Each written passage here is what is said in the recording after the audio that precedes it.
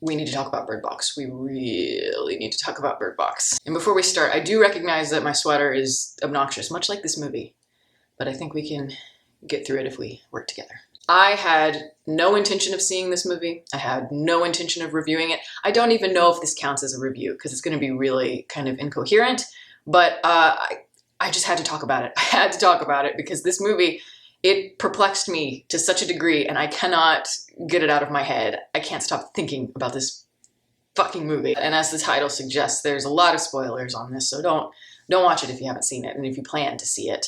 But, you know, this is kind of a big deal because it's a Netflix film, and I think this says a lot about the future of streaming movies, which I am very happy about. The screenwriter here is the same screenwriter who wrote Arrival, which is a script that I didn't think was particularly good. But for me, it was the direction, Denis Villeneuve's direction that saved it. It elevated it and made everything else seem much more sophisticated, and that's really key. And Bird Box has a cast full of big names. I was actually really surprised. Everyone from obviously Sandra Bullock, who's playing the main part, to Jackie Weaver, to John Malkovich. Machine Gun Kelly is a goddamn revelation in this movie. I just had to say that. You have all of these elements coming together like a kind of a disaster type film. And I'm having the toughest time trying to work through my thoughts on it because I'll admit right now, I cannot really explain my thoughts on it that well. Your premise here is it's very typical. It's kind of like a disaster movie plot line. Right, in this case, you've got these creatures or this sort of presence that evades the world. And if you look at it, if you're a person and you see it, whatever it is, it's never shown, it's never really explained, but it causes a lot of people to violently kill themselves. Sandra Bullock, of course, is the protagonist, and her character's name is Mallory, and she is pregnant when she gets caught up in the midst of this epidemic. And the film does take place over 5 years, so she has to learn to protect the 2 kids that she is caring for from these beings. And the trick is you can survive as long as you don't look outside. So basically, anytime you go outside to do anything, you have to do whatever it is blindfolded. So you can read this movie, I think, a couple of different ways. You can do it obviously from the surface level aspect, just as entertainment, which is how I'm noticing that's how a lot of people are reviewing it and a lot of people are talking about it. Or you can do kind of what I do, which is be more critical and break down the ideas themselves and see how they serve as commentary for our world in kind of a larger perspective. It's not something that you have to do, of course, not at all, but, you know, it's just more interesting to me. And whether or not,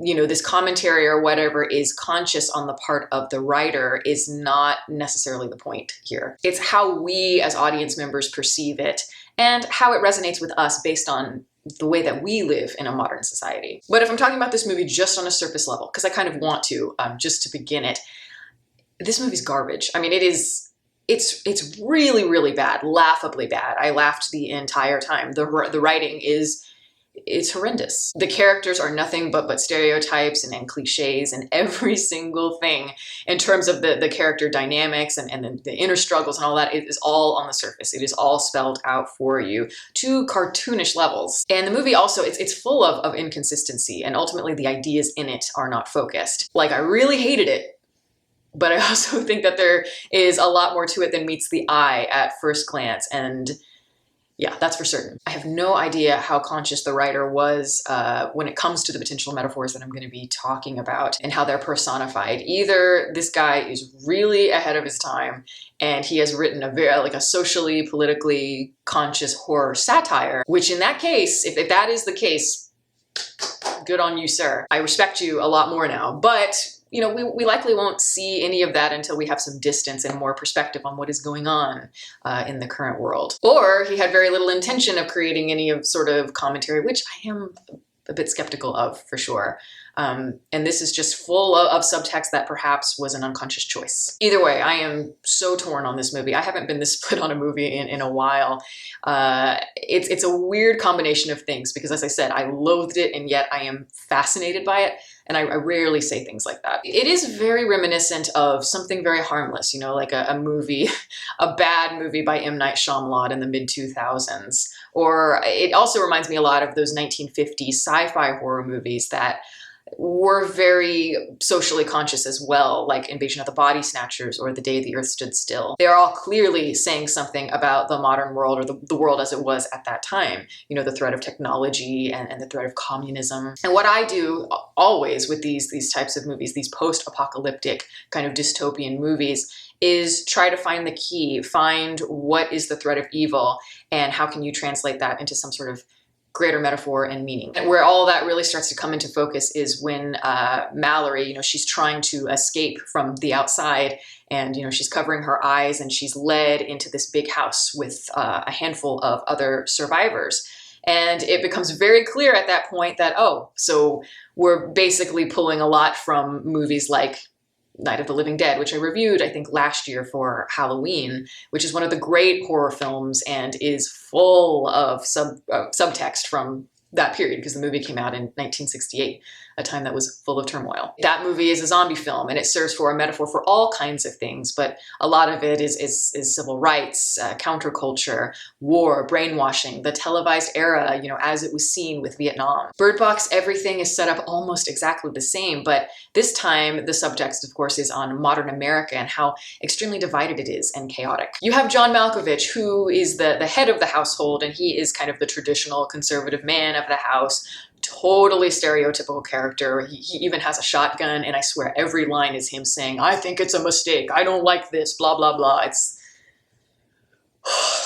ridiculous. He has a lot of old-fashioned ideas about how society should be run, and really this house full of people, of course, is that metaphor for society. And he's skeptical of everybody to cartoonish levels. One of the characters in the house is Asian, and he kind of makes a comment about how he's gay, and you can kind of tell that it doesn't sit well with him. And there's also a scene where they have to make a trip to the grocery store, and it's hilarious also. But when they're in this grocery store, of course, this huge metaphor for consumerism and all that, and he goes to the wine section, gets drunk, and he says something to the extent of, we are all collectively making the end of the world great again. So yeah, this movie is not subtle. He's basically a Trump supporter type. And that part of it, whether you agree with it or not, is a very integral part of the film. It is a huge part of the film, at least in my view. I think this movie does say a lot about Trump's America and how it's affecting the rest of the world.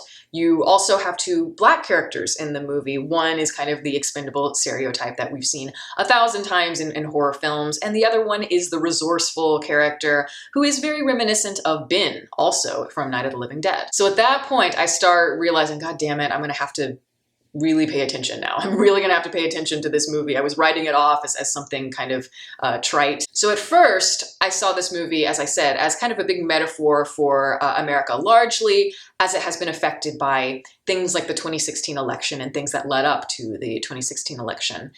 And then now I'm looking at it, I'm like, okay, I'm starting to see this more as a commentary on racism. And I still feel like it's so overt. Even that character that I mentioned, the one that falls in love with Sandra Bullock's character, his name is Tom.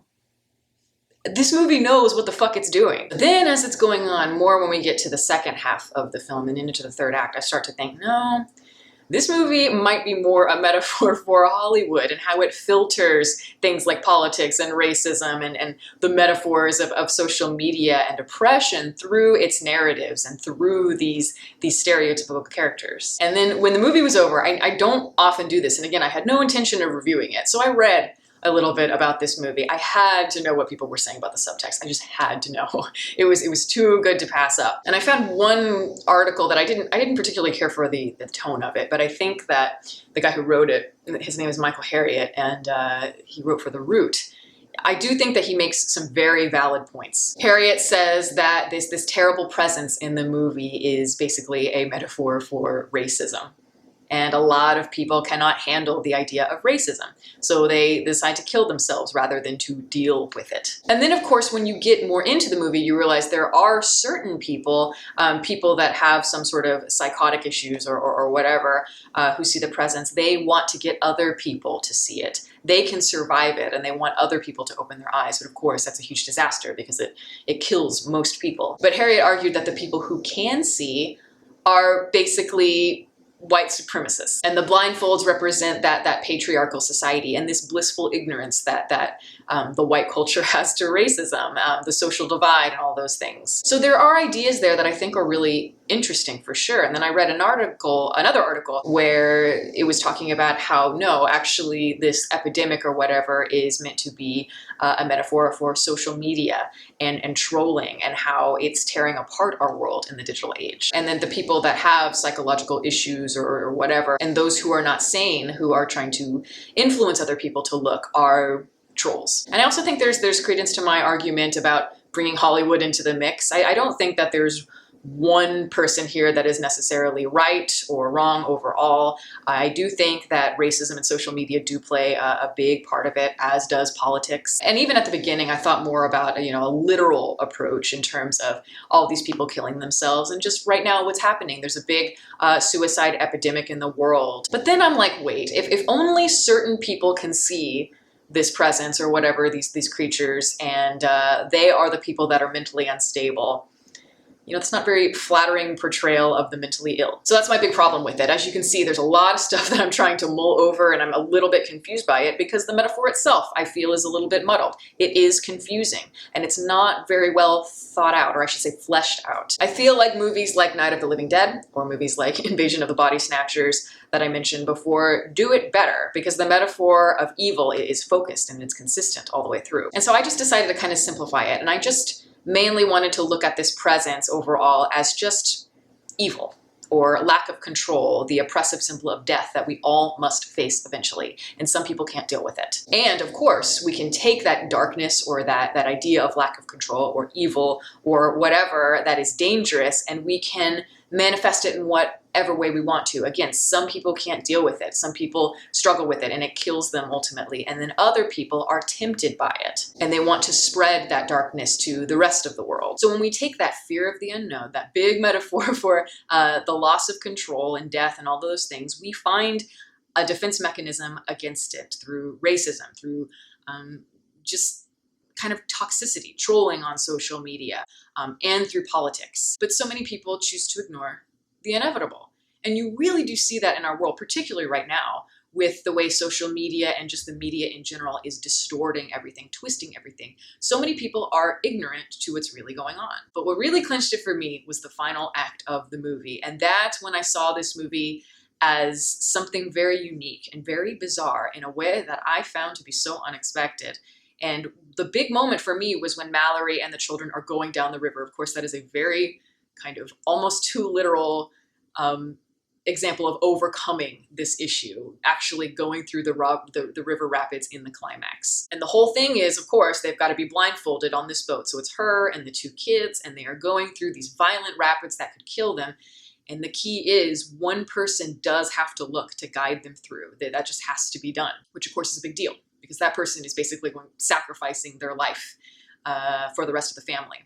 And of course, before the decision is made who's going to look, I'm thinking, well, it's going to be the little girl. She's going to be the one to volunteer because of the previous scene. This needs to be her redemption after Mallory yells at her. It's kind of a very typical screenplay device. But no. Instead of anybody looking, Mallory decides at the last minute, no, nobody is going to be looking. So they miraculously go down this river blindfolded with all these violent rapids and sharp rocks and all this stuff. And they somehow make it, which of course we all know would never ever happen in real life. But this is them breaking from the system, breaking the rules of their world. And of course they win in the end. Usually in a moment like that, that's where one of the characters has that redemption and that self-actualization moment in the script. And the fact that they chose not to do that, to me, was really kind of an interesting decision. And that brings me back to the article that Michael Harriot wrote for The Root. And he had an interesting argument about that does tie in with the racism and the idea of being ignorant to racism. And he's saying that, instead of finally somebody getting to take off the blindfolds in this climactic moment, they decide not to, and they decide to remain ignorant to the racism. And of course, to me, I see it in a broader perspective. They are choosing not to confront racism, maybe, but it could be all kinds of things that I've already mentioned. And one of them just includes racism. Whether or not you agree with him or not, I think he makes a really interesting point about the cynicism of this film. And I had a little bit of a discussion online with some viewers of mine, and I noticed that people were talking about, no, this movie is about hope and survival, and it's about family. And okay, especially when you're having a post-apocalyptic story and you've got a pregnant woman at the front of it, a la Children of Men, that's, a very kind of heavy-handed metaphor for babies representing hope for the future, for the next generation. But I don't buy that argument really at all. I don't think this movie is about hope. I don't think this movie is about family or survival. I think this movie has a very, very dark point of view on the world, on humanity, and especially on the future. Even the fact that the Mallory character drinks while she's having the baby, while she's pregnant, that kind of it's a subtle thing, but it kind of told me that, if this is supposed to be a metaphor for potential for the future and the next generation, she does not have a very good view of the future. She doesn't have that hope for the future. And she mirrors a lot of how society is now in terms of not being able to connect, not being able to show that love. And even, I'm sorry, this is hilarious, but she has 2 kids that she's caring for, about 5 years old, and she calls the kids boy and girl because she doesn't feel the need to give them names. The writing is so bad. It's so fucking bad. She doesn't want to connect. Of course she does in the end and decides to name them and all that, but it's that feeling all the way through of keeping the blindfolds on to save ourselves from connection, maybe, from those fears that we must confront. And the ending, I talked to people online who were like, oh, I thought the ending was beautiful and I was moved by it. And I feel like I had such a different reaction. I thought the ending was the most depressing ending ever. It is so cynical. To me, it isn't really beautiful at all. I think it's borderline parody. It's just, everything is so overdone, like the sunlight coming in and the chirping birds, everyone basically holding hands kumbaya style. At the end of the movie, they arrive at this sanctuary where Mallory and the children can be safe from the epidemic. And of course, the only way they could be is to go to a school for the blind, because the blind people, of course, they're immune to this epidemic. And when Mallory looks around, all she can see are people like her who have been rescued, and then blind people talking to other people all around this kind of courtyard. And they're talking to people of all different types, of all different races. And to me, I don't know, it felt really, really sad to me. It was like watching a sappy version of how Hollywood tries to bring all of these different types of people together in a way that is so forced, that is so ham-fisted and ultimately really stereotypical. Like they think they're being the good guys, Hollywood, but oftentimes they simplify it to a stronger degree than they realize. These people did not confront the antagonistic force. They did not confront anything and overcome it. Instead, they have chosen to live in this blissful land, this sanctuary of ignorance with the blind people who can't see it either. And I don't know, I just found it to be really, really dark. And I love, the idea of the bird box that she has. She has a box of birds, and they can kind of tell you when they start chirping really loudly, that the epidemic, the danger is near. And I like what Harriet said. I thought this was kind of cool. He says, at the end, she releases the birds with the rest of the birds into the sanctuary. And he says, they're not being released into anything. They're just in a bigger box. She took them from a smaller box to a bigger box. And I thought, oh, that's really good. But of course, maybe I and some of these people writing these articles are reading too much into it. And as I said, it's not essential that you do this sort of thing, but I like to do it. It stimulates my brain. I like to see the way that entertainment affects people in ways that they don't realize at first glance. That influence is so powerful on people in ways that people, I think, take for granted. Entertainment says everything about who we are and what we want or what we don't want. And it's all through the power of subtext. And so subtext is one of my favorite things in the world. So ultimately, I don't know what to say. I don't know what to say about this movie. I don't know whether I kind of like it or I still hate it. I'm just confused. I'm very confused. And I admit, I kind of want to see this movie again. I want some distance from it first, but I do want to see it later on and see if maybe I do have that perspective and maybe I can sort of bring all this into focus a bit more. But I don't know, that would require me having to sit through the painful acting and the painful writing and the bad direction, all of that. But I like this kind of stuff. Like as I said, I went into this movie writing it off. I wasn't paying attention, had no intention of reviewing it or talking about it. And now look where we are. I can't stop thinking about it. So that is a cool thing. So yeah, let me know what you thought about this movie, how you interpreted it, because I'd love to know some people's ideas here. So comment if you'd like. And that's my review or whatever the fuck this was. And yeah, thank you all for listening. If you want to follow me on social media, the links for that are below. You can watch more videos here and you can subscribe if you'd like. Catch you next time.